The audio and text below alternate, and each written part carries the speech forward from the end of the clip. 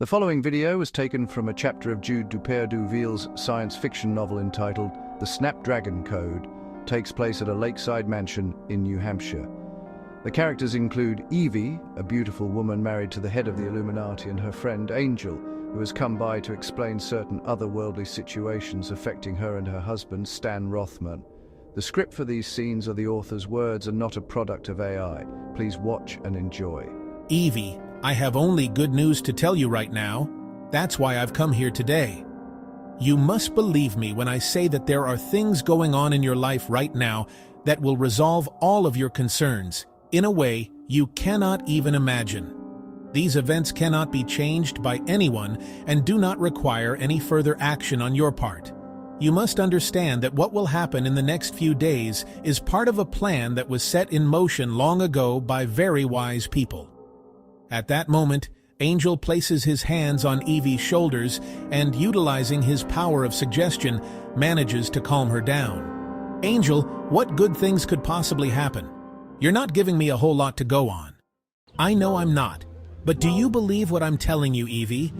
Then let me prove it to you now. In less than a minute, you will hear your doorbell ring. Paul, who's manning the guard station, will tell you that there's someone at the gate wanting to deliver a package to you.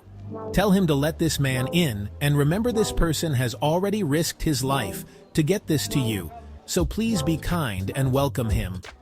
So what's in the package? It's a book that neither you nor Stan will ever read.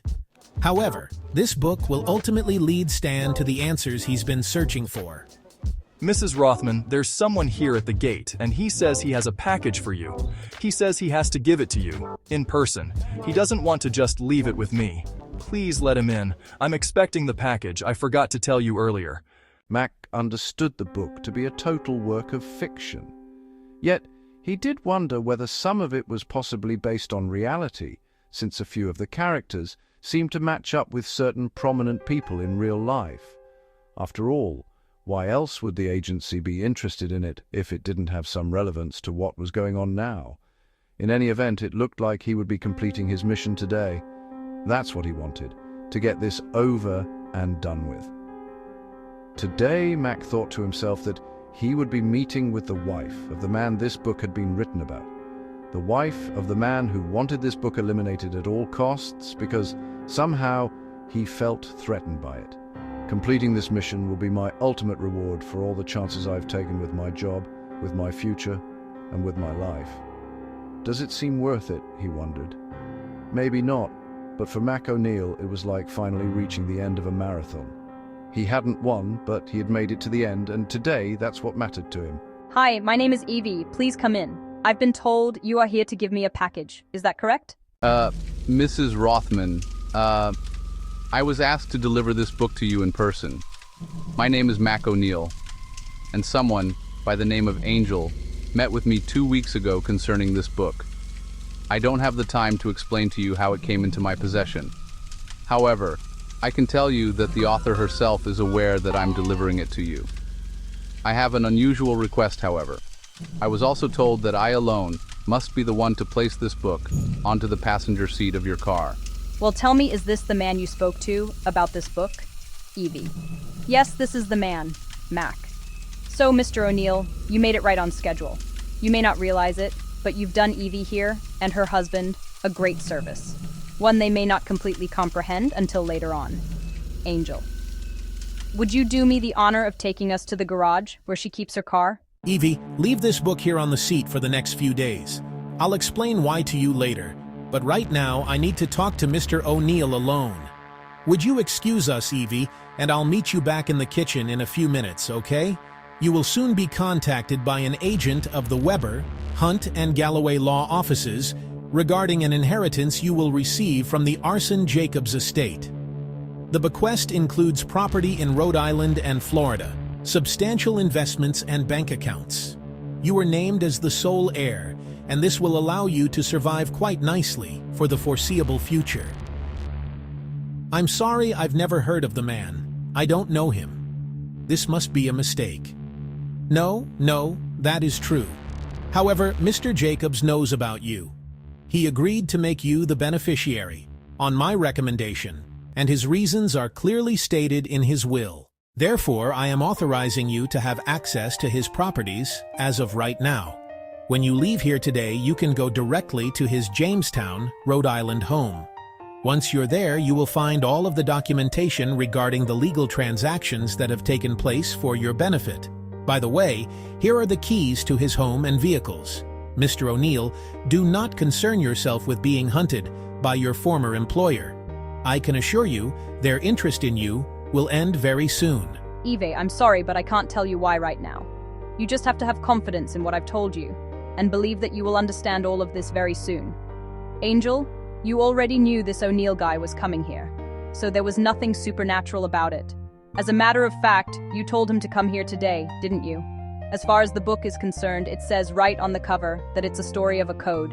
What does that have to do with Stan or me? I need to know what this is all about. I need an explanation and not any more of your believe in me promises. Evey, whether you believe it or not, I've always looked out for your well-being. In a way, I've always felt I was your guardian angel.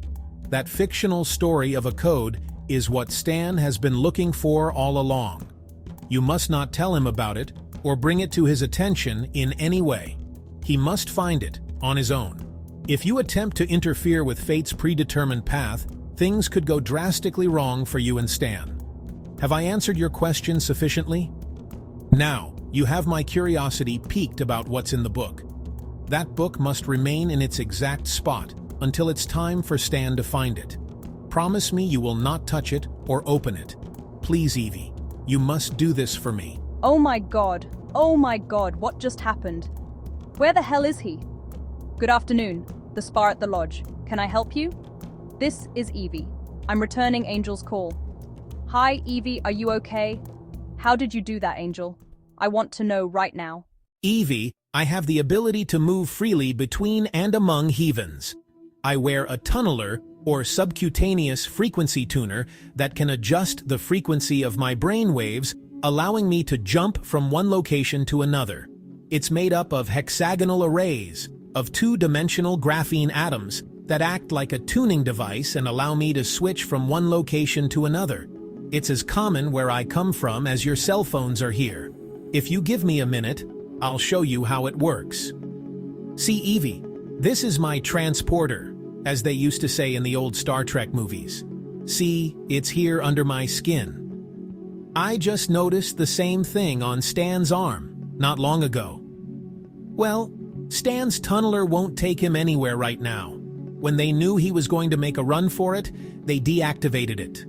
Look, Evey, what I've been trying to say is that Stan was telling you the truth when he said he came from another world, as do you. You just don't remember. So what's happening then? Why are we here instead of there? If I come from somewhere else, why don't I remember? I don't understand any of this. I must be going crazy.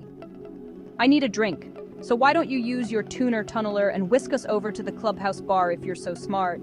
Your wish is my command. Okay, Angel, so what looks like magic is actually just science and nothing paranormal, right? Then why are we stuck here and not living in the future? It's a very, very long story.